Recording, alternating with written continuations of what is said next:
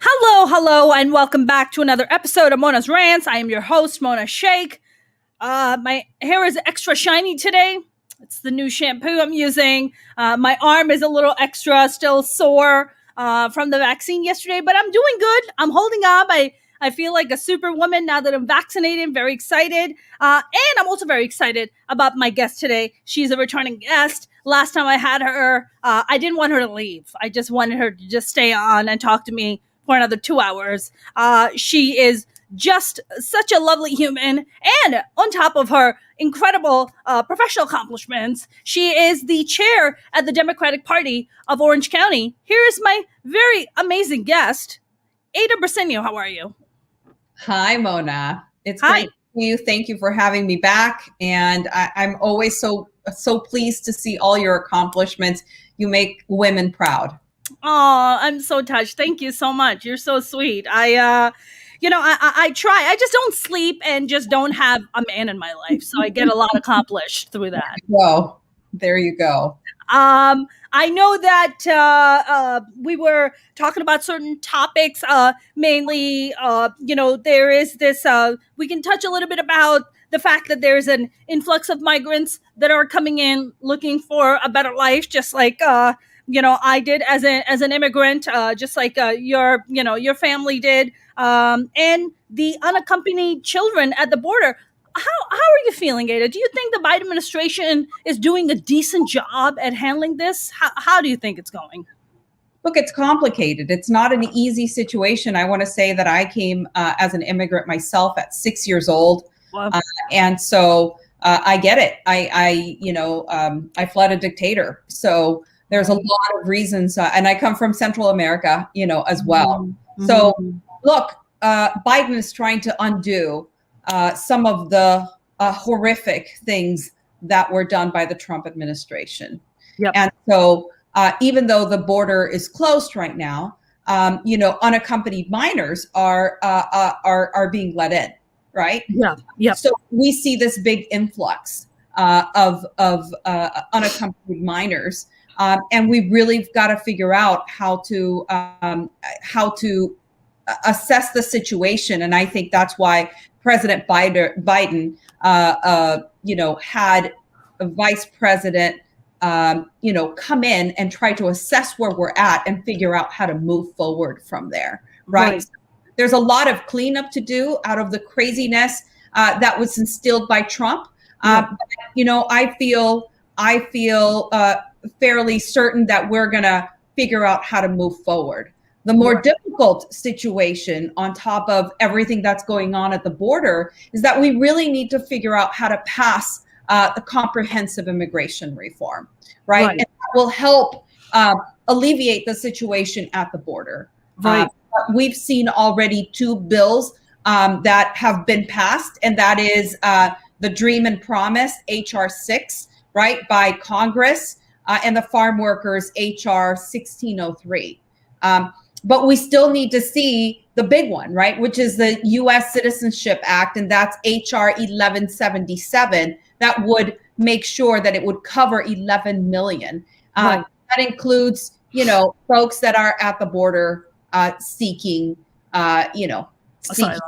asylum. So, there's 136 co-sponsors already, and it's being led by one of my favorite congresswomen, and that's Linda Sanchez. So we're very hopeful. We've got to keep pushing, but it's only going to be moving forward if we figure out how to get rid of the filibuster, right? So there's a lot in play. We also need to figure out how to get the essential workers passed, and we think that can be passed in Congress. So a lot of moving pieces. There is a desire to move forward from the Democrats. We've got to figure out if we can make it happen, right? I was able to legalize back in the 80s, and get my pathway to citizenship, right? Sure. So we need to give people opportunity in this country. They've been braiding the fabric of our country together. That's right. And you as an immigrant, me as an immigrant, we know that, folks are here to bring their lives better. There's something that I really like that I was reading up on, and that is as part of the U.S. Citizenship Act, I think, there is a $4 billion amount of money that is there to figure out for the next 4 years, to figure out how do we tackle the root issues of why people are migrating. And that's the violence, the economic issue. So yes. I'm interested to see how that would help and move forward in our countries. I mean, I love my country. I wish I didn't have to leave, but I'm also thankful for the opportunities that's correct. That immigrants have created for themselves in this country. That's right. What always fascinates me is, when you hear ignorant people come out and say, go back to where you came from or go back to your country. And it's like, you don't understand. I would be glad to go back if it was safe. I would be glad to go back if I could, continue my life and have opportunities. But I sadly can't because the leaders of, my homeland or my motherland are corrupt or, they're whatever. There's not enough resources. They eat up all the resources. I mean, I can definitely speak for Pakistan. Just like you grew up under a dictatorship, I grew up under a dictatorship till I was 15 in Pakistan, right? So that was a big deal. It impacted our lives. I mean, you can't do so many things like, there's a ton of restrictions. So when people say that stuff, it's like, no, you don't understand how difficult it is to be an immigrant in this country. Like, you're like, you came at 6, I came at 15. Like, we had nothing. Like, we were living in a 1-bedroom basement apartment infested with roaches and having carrots as dessert. Like, wow. People don't quite understand the immigrant struggle, right? Yeah. I agree. It's like, go back as if it were easy. One of the things that I remember vividly is my father rushing me back to the car from a shopping trip, to the supermarket because I was singing a revolutionary song that I had just picked up somewhere. And he was so frightened that something would happen to our family, right? Wow. Singing a song. Like, I remember that vividly. Or wow. I remember, going under my bed and under my, dining room table because, there were, bombs going off, who knows? It felt like two blocks away from my house. At least it felt like that to me. One day I was brought home from school and I never left the house. And I don't know if I was in the house for a month or 2 months or 6 months. I just don't know, right? Because I was so little. Right. Yeah, and the woman that taught me those revolutionary songs she was my cousin. She was supposed to come back with me to the States because we were already programmed to come to the States. Yeah. 2 weeks before we left, she was killed. Wow. 2 weeks before we left. I am so sorry. Back to my country, know? Really? Yeah, that's right. That's right. Do you think, Ada, it also boils down to the fact that so many American-born, folks, have not traveled to other parts of the world, so they don't really get a full scope of humanity. They don't have this scope of compassion even to understand that, what it's like to be put in jeopardized situations and jeopardizing circumstances and to then find your way out of it where you're trying to save yourself, you're trying to save your family. Do you think it also, goes back to people not being able to travel and not having a perspective of how good they have it and to have compassion for people? Mona, I mean, I hadn't thought about it like that, but of course, nobody can teach you that humanity, right? Like, no textbook can teach you how to be there in that space with other people that are less fortunate or that are going through traumatic circumstances or really the diversity of our world, right? So being able to travel gives you, a perspective and an education that you can't get anywhere else. So now posing it to me like that, of course. Yeah. How could it not impact, or, because they haven't seen it. Yep. I was reading this article in the New Yorker about just what the Biden administration is going through with the unaccompanied children at the border. And one of the key things I read is that there is an act that was passed. I'm trying to. It's the Flores Agreement. And it provides protection for more than 72 hours for unaccompanied children at the, when they're in the CPB detention centers. I guess, one of the things that I'm trying to figure out, first of all, how difficult must it be for the parents to, I'm going to get very emotional. How difficult must it be to leave your 3-year-old or your 5-year-old and you leave them at the border, this really kind of unknown circumstances, and you leave these children hoping that they would have a better life. One of the things they were talking about was that these kids have to appear in court. They have to sit down with officers and explain their case. If you're 3 years old, how do you express your case as a 3-year-old? It's incredible. The violence and the hunger and the reality of, countries like, at some point, my country, right? Yeah. I'm speechless. How do we? How do you? Right.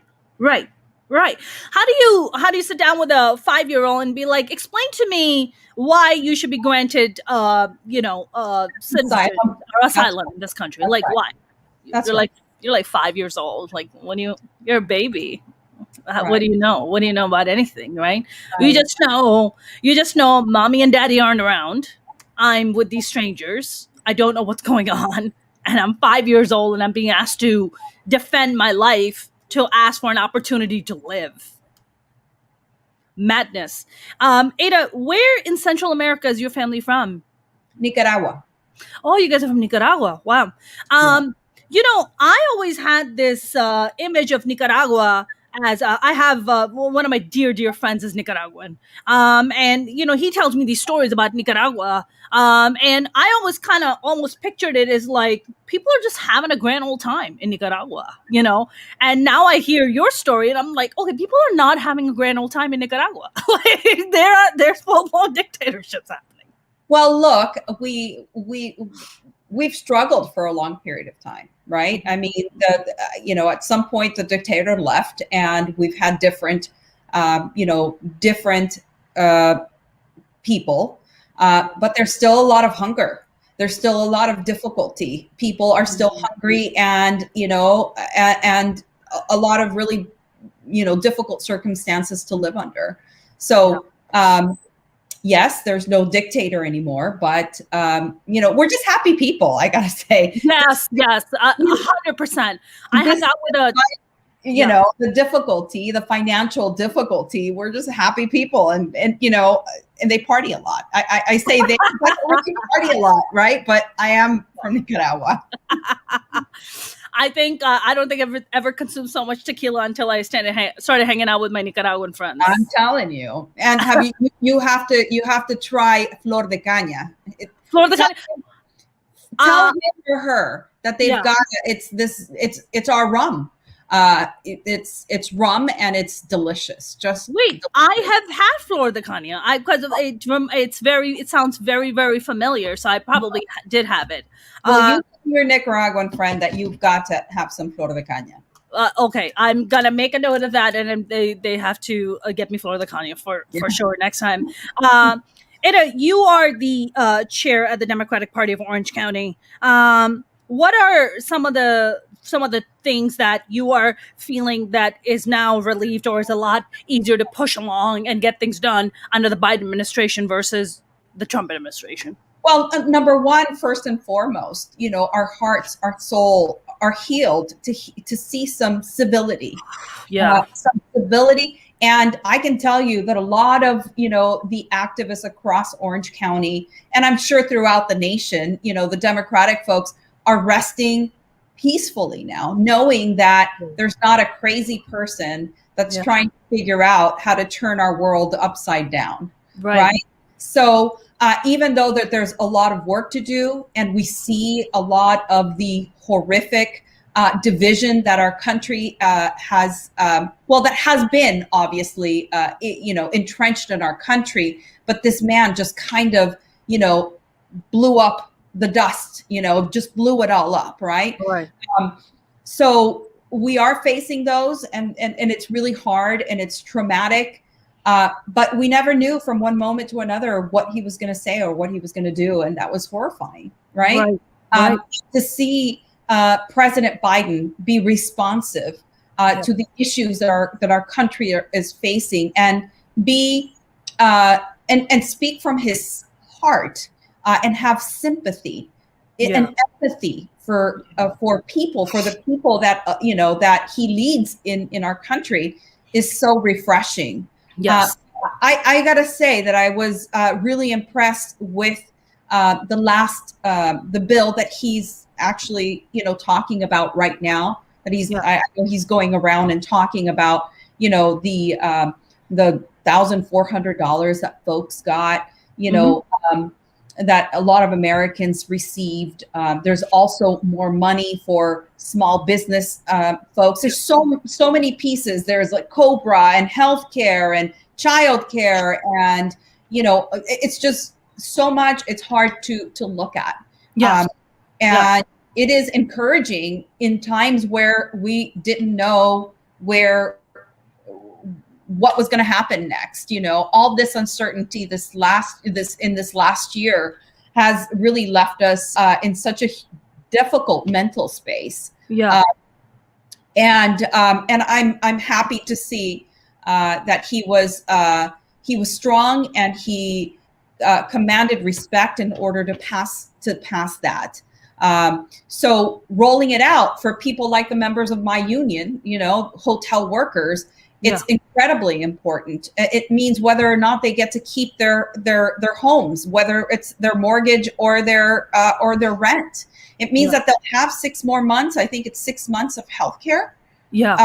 That's just crazy. We're trying to still understand everything that's in it. And I know that there's, all these little tweaks and little, still things to resolve, because everything's just so new to everyone. Right. Right. So I'm enthusiastic. I'm enthusiastic about, the appointments that he's made with Javier Becerra, with Alex Padilla. I just feel really enthusiastic about, where we can be leading. The fact that potentially we have immigration reform that we've got to push through, because we desperately need it. Yes.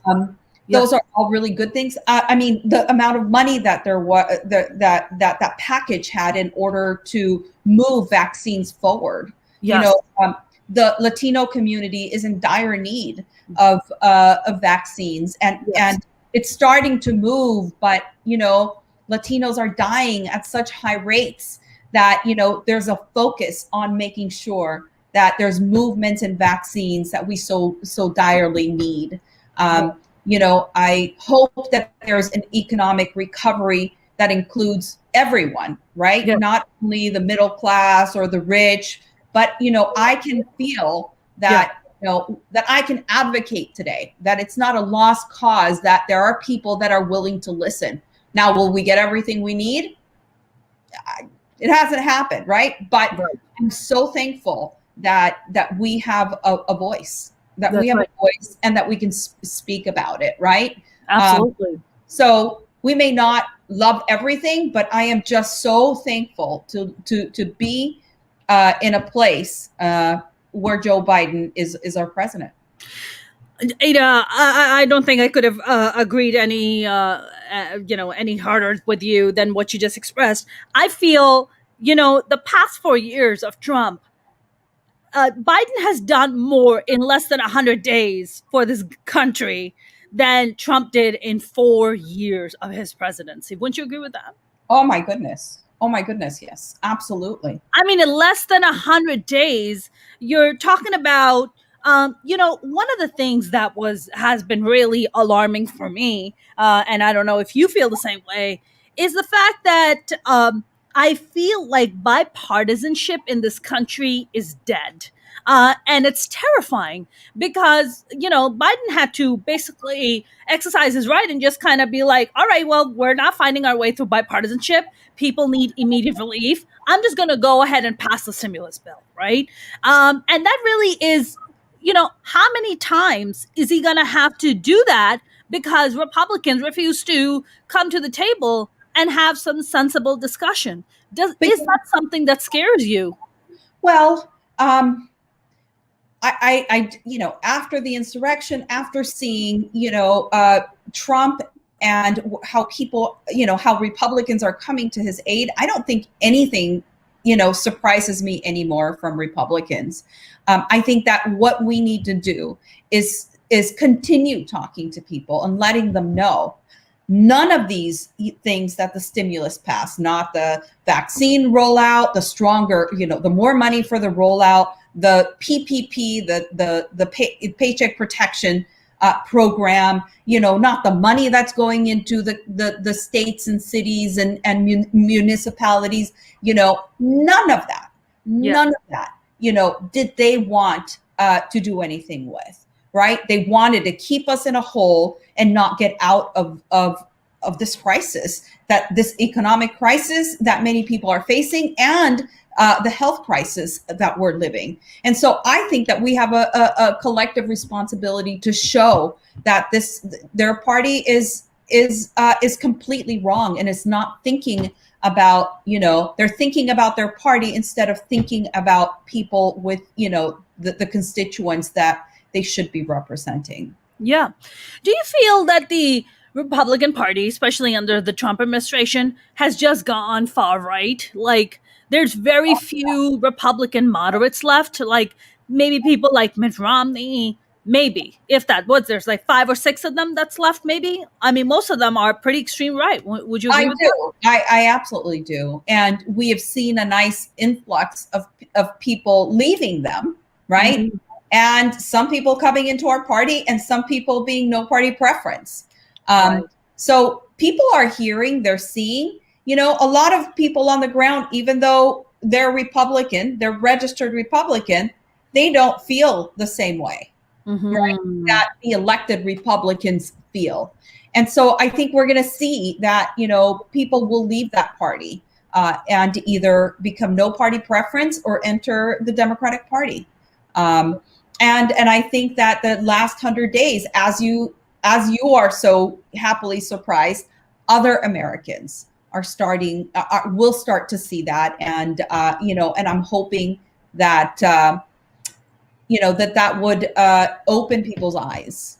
Right. Ada, do you feel that? Do you feel like I know that you belong to the Democratic Party? Do you feel like we only have 2 parties in this country that dominate, that we need to have maybe a few more parties to represent more point of views? Well, as chair of the Democratic Party in Orange County, I will tell you that we're just fine. Okay. But I know that there are different thought processes about that. But I'd rather keep folks the Democratic folks together. What do you feel? Do you feel there are things about the Democratic Party that could probably also need an upgrade or an update? Oh, so many. What things do you think? I mean, look at and can I articulate every single thing? Just broad concepts. I will tell you. Can we pass gun control? Mm-hmm. I think that you look at, a lot of the values that we have. I think it's really important for us to see, can we get enough support within the Democratic Party as a whole? Just because our party is a big tent, right? Right. Our party is a big tent, so it's not, it's not so easy. We, many of us think differently. Some of us are, more on the left. Some of us are more on the, in the middle. So it is difficult. And, depending on where you're standing, you want to see things either move a little to the left or, or stay a little bit in the middle. So, I think, I think we should have been pushing for immigration reform so long ago. Yes, that's right. Long ago. It's broken. I'm very upset to see that working families have been struggling for so long. Yep. So seeing the minimum wage increase, what's holding us back in doing that? Right. That's right. So, I mean, look, I love the Democratic Party, but I also, have my opinions about where things should go. Right. And it's a fine line that, depending on where the voters are at. So it's not easy, right? I want to see more women. I want to see more women within the Democratic Party. I want to see women of color there. Sure. I want to see people of color. I would say that the freshman class and on the Democratic side has been quite excellent, right? The likes of Congresswoman Ilhan Omar, Rashida Tlaib, and of course the amazing AOC. When AOC did that fundraiser for Texas, what was it, like $6 million? While Ted Cruz was fleeing to Mexico, I remember he was crossing the border. He was crossing the border for a better life for his family. Remember that? Yes, while my mother, who lives in Texas, her pipes were bursting. By the way, and he was fleeing. So I was pretty ticked off. I don't even blame you. My entire family lives in Texas. And when I spoke to my brother, he was like, heads are gonna roll. He's like, I asked him, I was like, how cold is it in your place right now? And my brother told me something like 15 degrees. No heater, nothing. Thank God. One of my brothers had all electricity, so everybody ended up going to their house. But of course, then there's still COVID, right? COVID is still around. It's insane. It's like everywhere. Right. Crisis on top of a crisis. Crisis on top of a crisis. Governor Abbott knew damn well that he had to invest money in the infrastructure, invest in, snow plows. They refused to do it, and now in retaliation, he's decided to open up the entire state, removing mask mandate while we're in the middle of a freaking pandemic. Where did this man come from? I just don't even understand it. They came from Pakistan. That's where they're going back all the way back. He's insane. He's just insane. I mean, I don't know if you know, but there's voting going on in Texas to recall Governor Abbott as well. So Governor Abbott has been he's in a lot of trouble, which is why he opened up all of the state of Texas. Cause he's like, he's trying to save himself. He's like, look, I opened up the state. I gave you guys freedom. And people are like, no. But I think what amazes me the most about the story about Texas and how, the kind of things that Texans, were going through. Texans for the longest time have really despised AOC. But then their own governor was fleeing their state for his own comfort because he's a selfish piece of shit. AOC, who belongs to a district in New York, was like, I'm going to use my leverage and power to raise money for Texans because they're Americans who are suffering. And all of a sudden, Texans were like, she's not so bad. Exactly. And I think that she's just, just like you've talked about, new people coming in. I think she just makes you feel like you know her. I got a chance to sit down with her early on. Just very briefly in an event.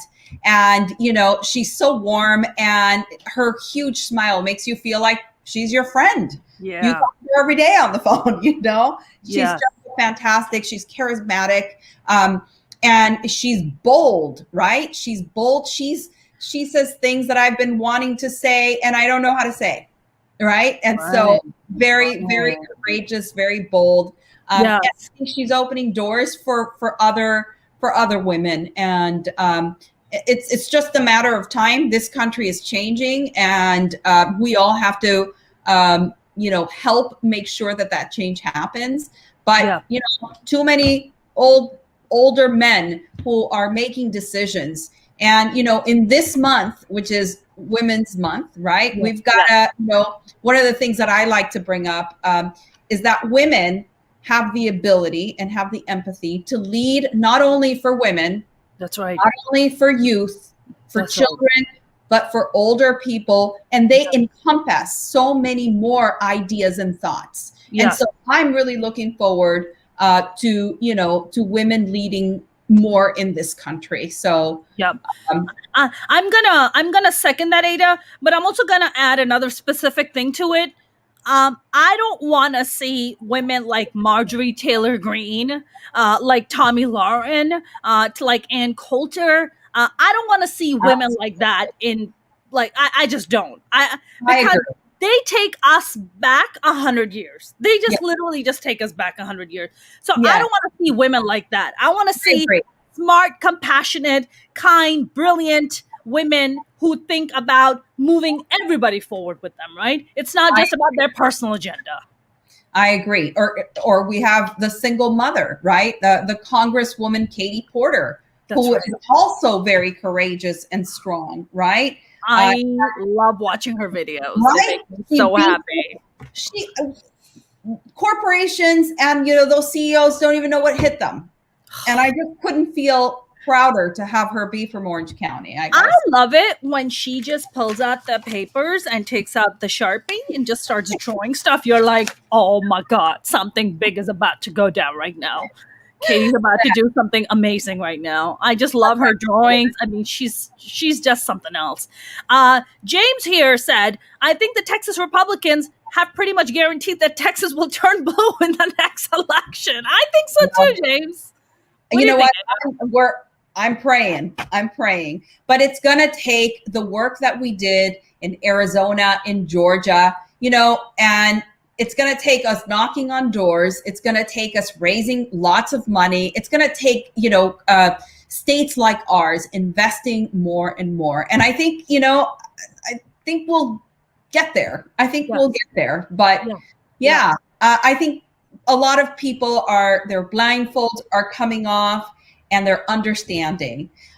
One of the things I'm passionate about is making sure that immigrant communities vote. Those that can, that vote. Yes. So really, we've got to give permission to each other that their voice matters, right? That we need them. We need them to vote. We need them to take part in the process, and that everything related to politics is about them.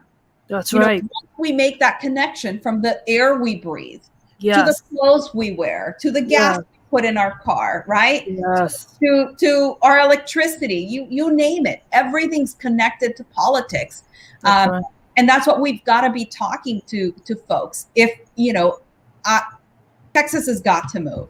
Yes. Texas has got to move. I believe that we've got to get more people to vote Democratic.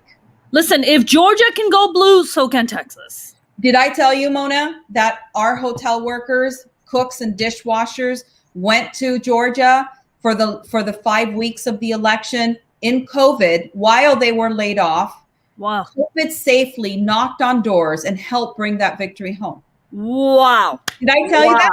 No, you did not tell me that. 120 of them. Some of them live in Orange County. Some of them live in LA.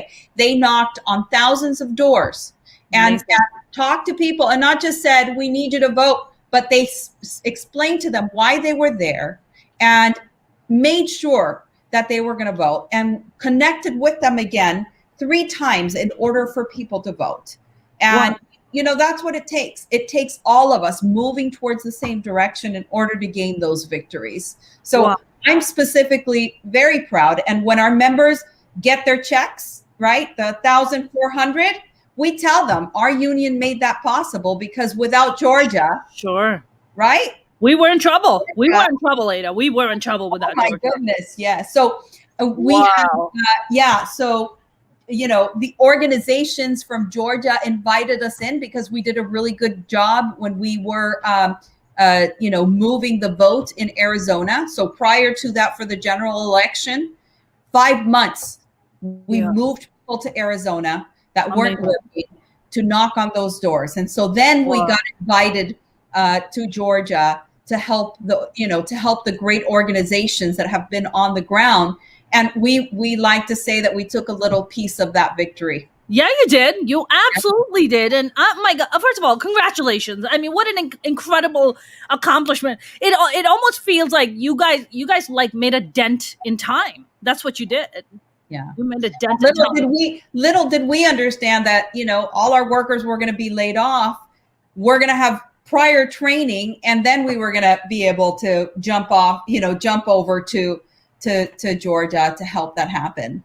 Ada, it kind of feels like, if I was to make a parallel to that, it almost feels like with the BLM movement, like a lot of people thought that, oh my God, nobody's going to come out and march in COVID. Nobody's going to come out.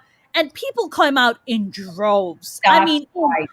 I mean, you talk about that pent up pain, that pent up anger.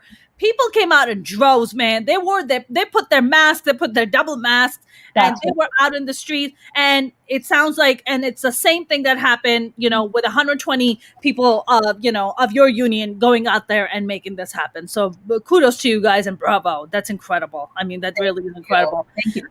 So we had 120 from Orange County and LA, but we had a total of 500 there from throughout the nation. So wow. Yeah, that was it was a beautiful thing to be part of that campaign. That is beautiful. Ada, I'm going to switch gears for a little bit and talk to you about the Governor Newsom recall that is currently happening. I believe they have over 2 million signatures, which is what was required. It looks like they have the large chunk of what they need. Yeah. I just want to remind folks that this recall comes back from 2019, all right? When they first said that they were recalling Governor Newsom because of his immigration stand, because of other issues not related to COVID. I just want the record to show that. And I also want to make sure that we make this parallel that for me, they are feeling the Republicans, because this is led by right-wing anti-maskers, people that just want to get revenge for losing the White House. And it depends what day of the week it is, what flavor of the month that they tell people that they're recalling Gavin Newsom for. So look, there is nothing that he has done wrong, in his scope of work to be recalled. He has not violated any of the rules of his job. This is, again, people who want to take the most progressive state in the nation. We lead so many of these progressive values in our nation, and they want to retaliate because they lost the White House. So this is an attack on every single Democrat, right? This is an attack on our progressive values. And so we are going to stand up, and we're going to make sure that, we stand next to Gavin Newsom. I mean, if they go ahead with this recall, so what happens? Is there like an emergency election that's recalled? Or, I mean, if they go ahead and recall him, then who would take his place? I think there's a few candidates that are putting themselves out there. I don't know the specifics, but or who the names of everybody that's out there. But what I can tell you is that it would be an election of whether or not to recall him. And I think, and I could be wrong, if people will probably have a space to vote for if they choose to recall, they would have a space to vote for the person that they want to take their place. Got it. So, something like that. Every election is a little different, so I can't really say how this one will be.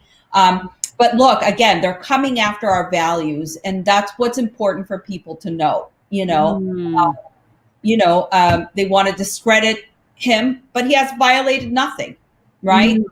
People are upset. Look, we had a responsibility to take care of people's health. And I think it's important for Governor Newsom to think about Mona, to think about my son, to think about every single person, and to safeguard our livelihoods before the economy, in my opinion. We can't be successful in an economy if people are dying, right? Mm-hmm. So, Right. yeah. So I think, Ada, I'm getting some of the comments coming in here. I think some of the comments are coming here about why some even Democrats have people who are, big progressives who are followers of mine are commenting that they don't have they. I personally also, my problem with Governor Newsom and Mayor Garcetti is that I am seeing, I think the hypocrisy is where he lost a lot of people. Where you're giving a press conference and you're saying, hey, stay at home, don't go out, mingle with people, and then getting caught at the French Laundry. It pissed off a lot of people. And it wasn't necessarily just Republicans or conservatives. I think even some of the liberal and progressives were like, what the hell? Like, why are there different rules for you than for us? Like, why is that? Sure. Look, no one's perfect. Everybody makes mistakes.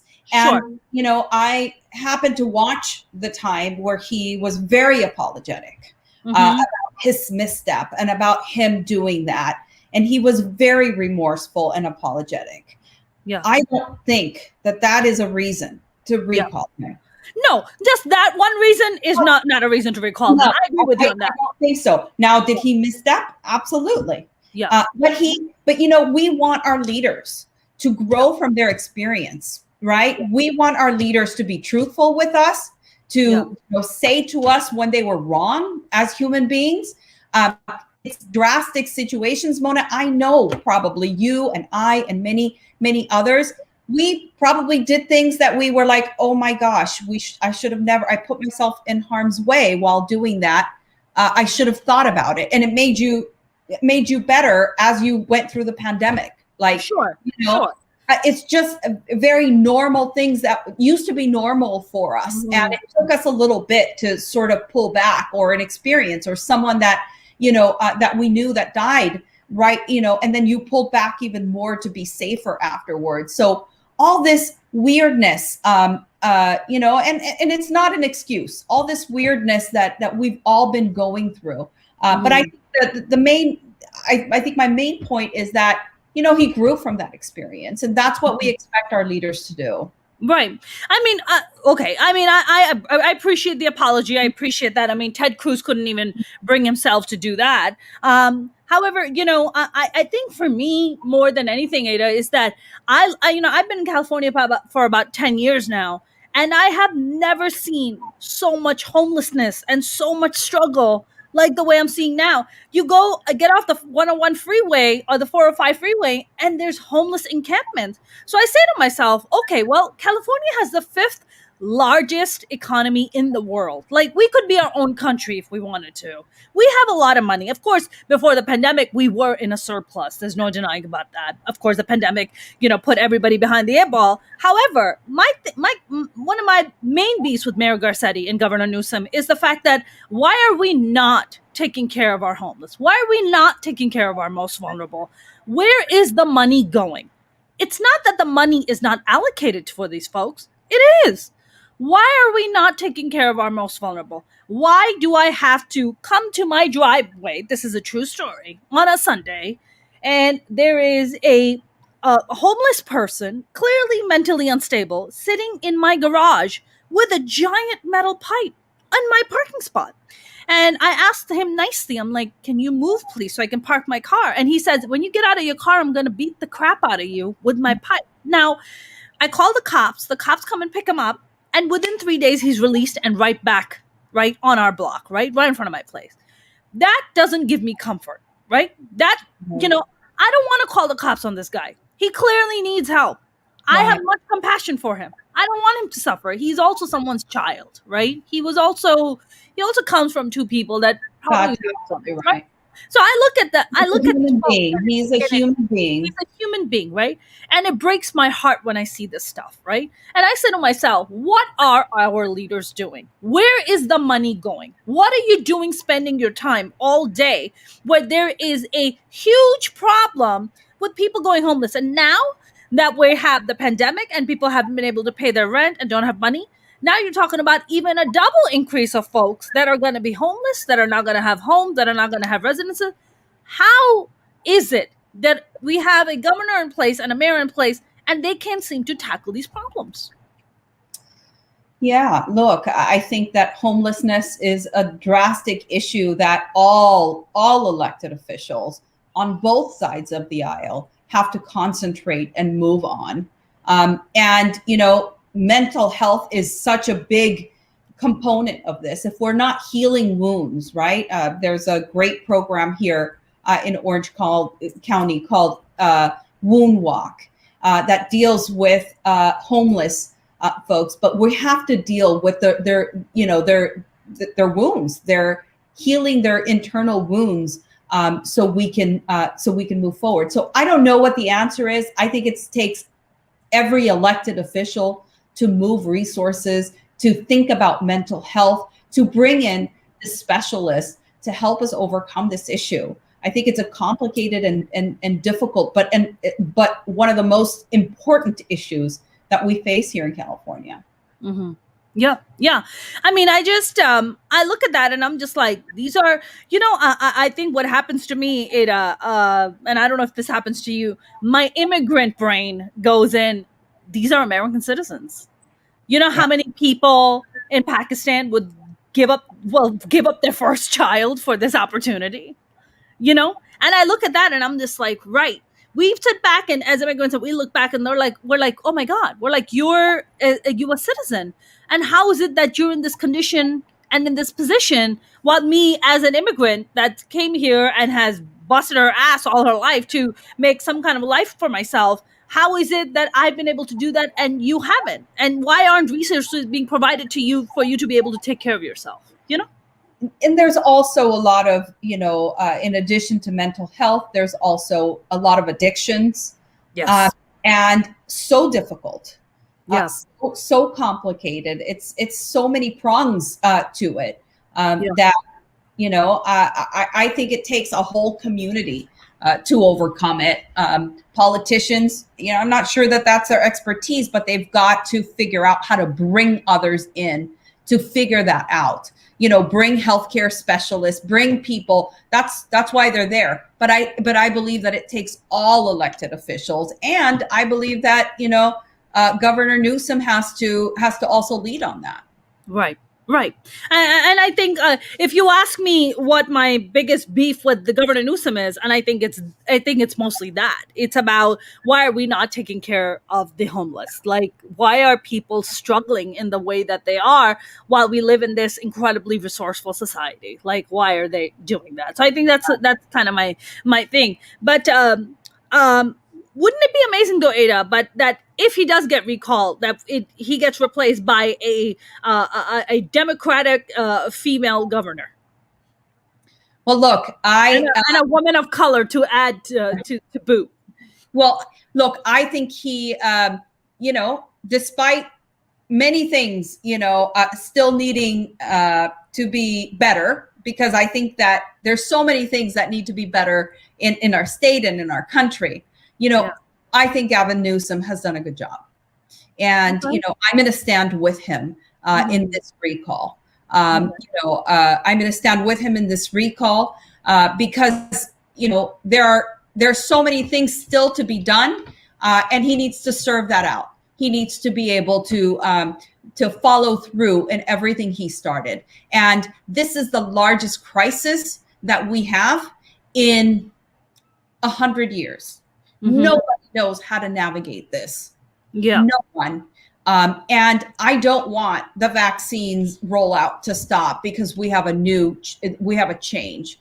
We need, and this is what's really upsetting to me. The Republicans, people that want to recall him, they don't offer any solutions. They just want to recall. They don't say, well, let's see how we put together, solutions for the vaccine so we can open up.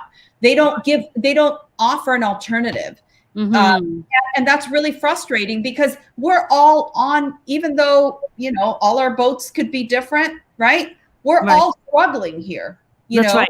That's right. It's very difficult. And so not Jeff Bezos though. Not Jeff Bezos and Elon Musk. They're doing great. That's absolutely right. I mean the regular Americans. Yeah.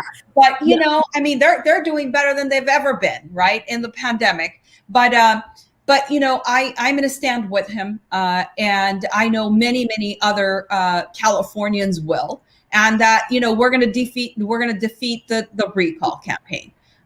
It's the Republican recall campaign because it's their making. We need to move forward with vaccine rollouts. We need to make sure that we can go to some sort of normal moving forward. I'm ready. And I know that Californians are ready. So I have trust that we will defeat this recall. All right. Have you been vaccinated yet?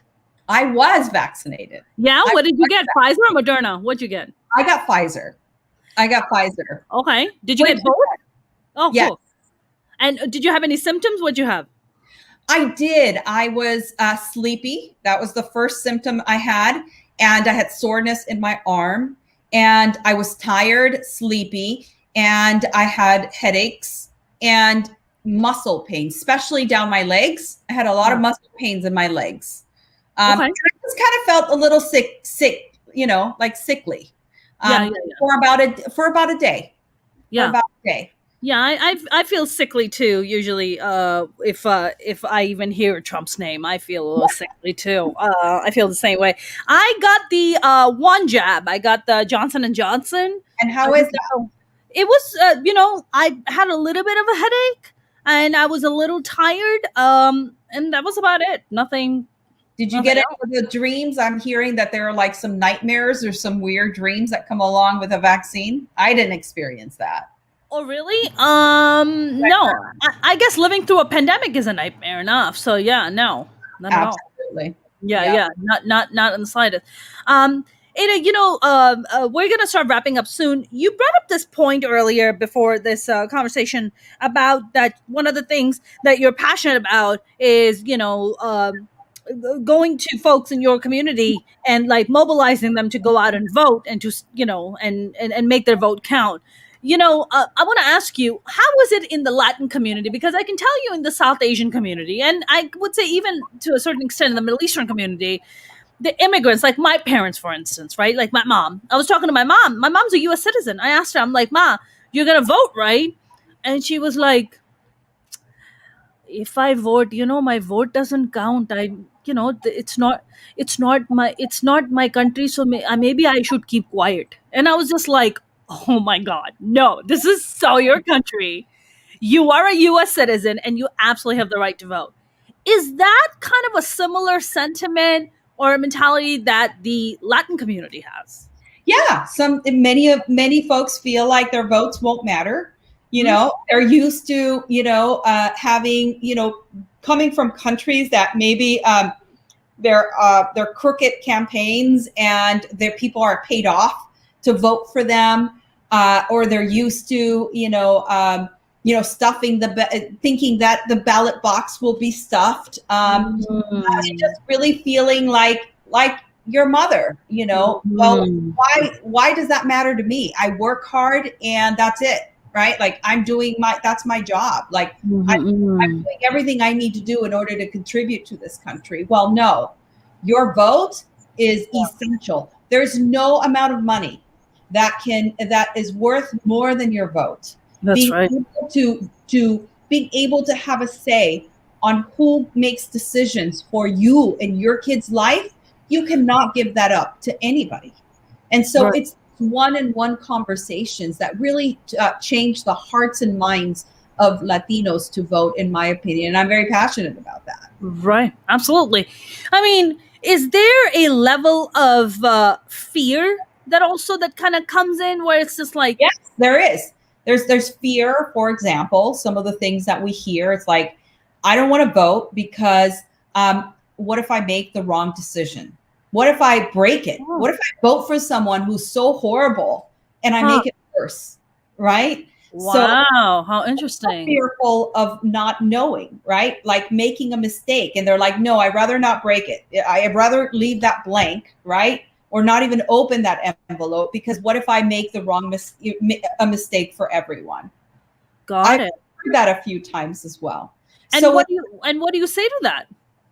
Well, we usually, we send trusted people in the community. So for example, we have hotel workers knock on the doors and say, I'm standing with Governor Newsom because he believes in working families like myself. And he believes in a living wage that will uplift me and my family and my kids. And that's why I'm spending my time coming to talk to you and letting you know that he needs you in order to make sure that, the issues of working families are firm.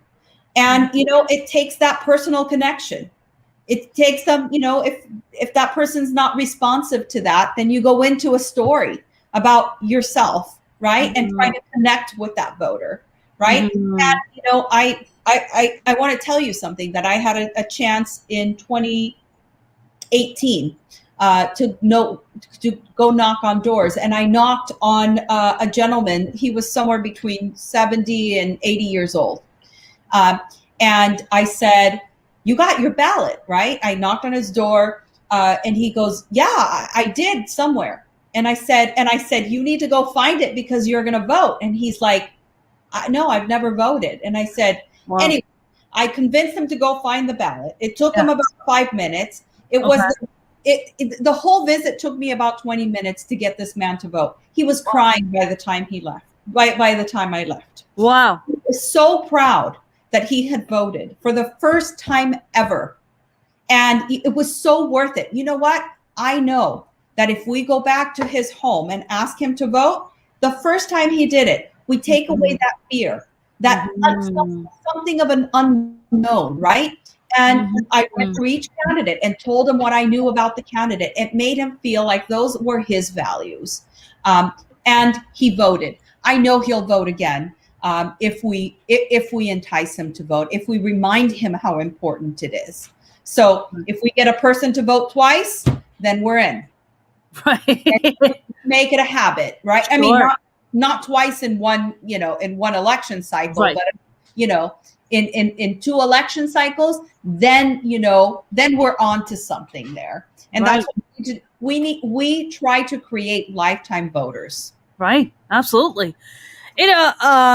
What is what is your kind of agenda for being the chair of the Democratic Party of Orange County? What's your agenda for 2021? What are the things that you guys are trying to achieve this year? And look, we just came out of a huge win. For the first time ever, we have a Democratic woman elected to the Board of Supervisor, which is incredible. And the first time in 127 years that District 2 gets a Democrat. We are breaking barriers in Orange County. We began this transformation where we elected congressional folks. This last time around, we won 20 seats from Republican to Democrats.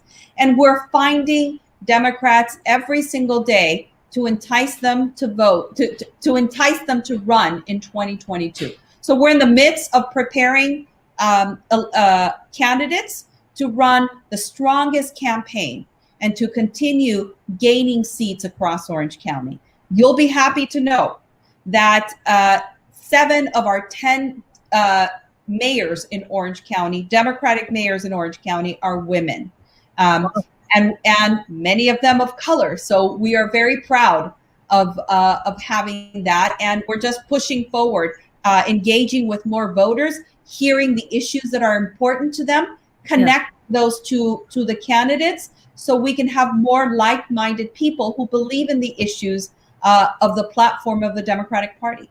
That's amazing. I mean, one of your mayors in Orange County is a friend of mine, Farah Khan, for mayor of Irvine.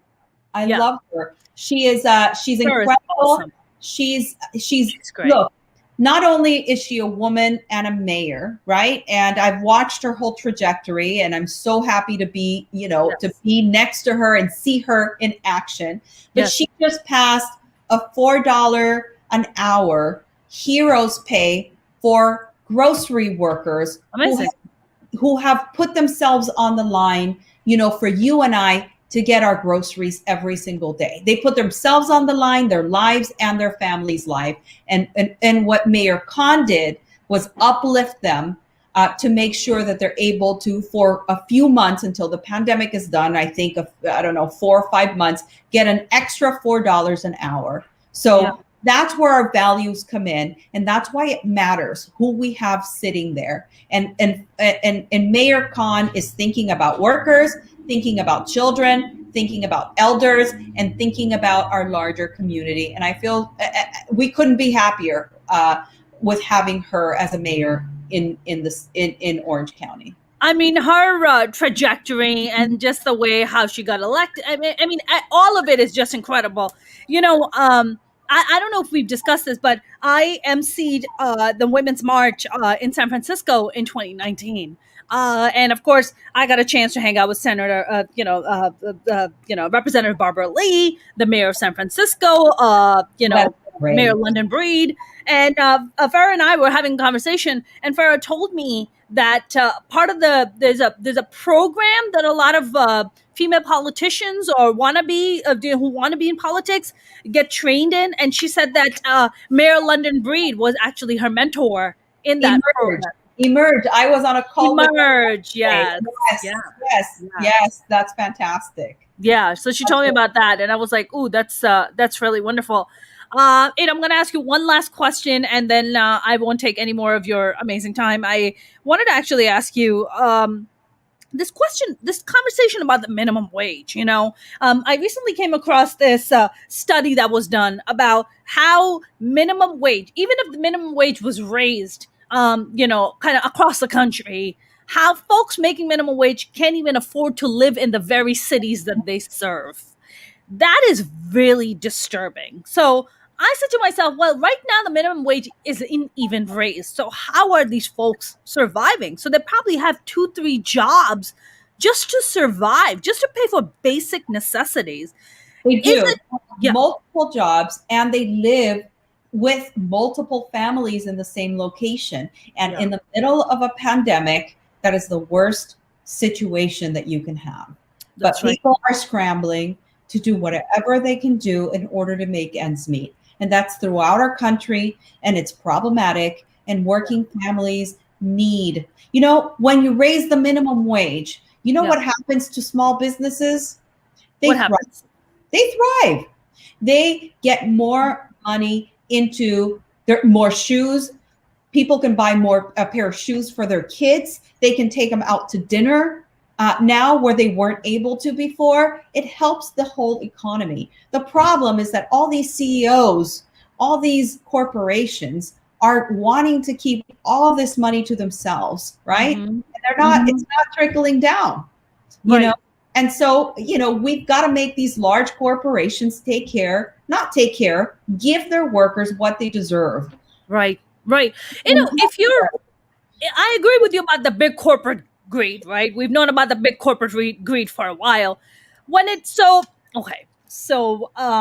was during the pandemic briefly dating a very cute Latino man, because why not? And he is a small business owner. He has a very successful business. The business, of course, had to be shut down because of the pandemic, and him and I got into a major argument about raising the minimum wage. Now, he kept arguing that if he raises the minimum wage as a small business owner, the profits are going to come out of his pocket, and he's going to have to fork more money out, and he's already a small business, and he's already kind of struggling to pay money and to, keep the lights on and stuff. And he said, well, if you're a small business, it's coming out of my pocket. So why should I pay that money? Why should I raise the minimum wage? You have a couple of hours, Mona, because I have a very long response. I mean, it's just, look, worker retention. People stay there longer when they can afford to take money back to their homes, and they don't have to find 2 or 3 jobs. So they worker retention. When employers lose their employees, they pay so much back in training. When you have happy employees, you're going to want to make sure you go back to that business because it's going to reflect on the service you get. Mm-hmm. And when your workers make more money, especially if it's like a minimum wage increase across, you'll see more people coming to your business. Right. because more people, more money is within the local economy. But there's so many reasons. There's just so many reasons. And, they're just unfortunately greedy and they want it all for themselves while people don't have enough to put a roof over their heads. Yep. Did you hear about Did you hear about the CEO that gave everyone in his company starting salary $70,000 and up? And everybody was like, this company's going to tank. This company's not going to make any money. They're going to go out of business. And I follow him on Twitter because I'm a fan of this guy. He's a good dude. And he was like, yep, they said we'll go out of business. They said we're not going to survive. Not only are we surviving, we are thriving. We had more than quadrupled our business because we treat our employees right. Well, people want to go in places that are honorable, right? People want to make sure that they contribute to an honorable place. But also there is when you treat your workers right, everything comes your way. Because those workers are going to take care of your clients like nobody's business. Yep. And your workers will make you more money than any advertising, than anything else. Yep. So that's why the guy is banking, right? That's right. Because he takes care of families and he gives them their due respect. That's right. He was saying fairly. Yeah. One of the key things that he talked about is how his employees have been able to purchase homes, how they've been able to start families because they don't have to put that on hold. They don't have to be like, man, I don't make enough money. I got to go look for a bigger, better job somewhere else. They're like, nope, they stay here, they work hard, and they know that I'm going to take care of them. And in return, they take really good care of us. Yep.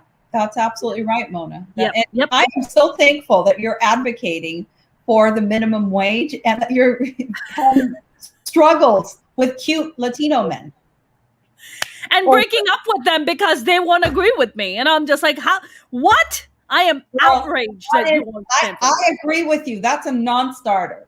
That's a non-starter. And you know what it is? You know what it boils down to? I've observed during the pandemic, there are three kinds of people. People that are apathetic, that just don't care what happens to other people. Then there's the people who are just like, yeah, I know that's happening, but who gives a shit? It doesn't affect me, so why should I? The unkind, the uncompassionate. And then there's the people like you and I who give a shit about other people, right? I just don't think about it in terms of like, what can I get? It's just like, hey, these choices also affect other people. So how do we do it in a way where it benefits everyone, right? And it's just not just about me. And I think for me, he falls in the unkind category. And I've made it a real point in my life, and I've meditated on this, that if you are unkind or uncompassionate in any way, I don't want you in my life, period. You need to leave. I love it. Why should you compromise that? That is a very important, important point. And I completely agree. Yeah. I mean, just the world doesn't need that. The world needs more kindness and more compassion. That's what we need. Absolutely. You know? Ada Briceno, it's always a pleasure having you, my friend. Thank you very much for spending time with me. Thank you, Mona. I enjoy talking to you, and keep doing the great work and representing us well. Well, thank you very much. Ada, do you like people to follow you on social media at all, or? I kind of don't have that. Well, I have a few Democrats following me on my Facebook, but,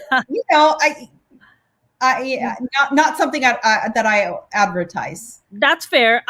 Do you want to direct people to some website or something where it helps the union that you are part of, or helps the cause? You can follow ocdemocrats.org to see if you're a Democrat in Orange County or outside of Orange County and want to make sure that we have progressive policies.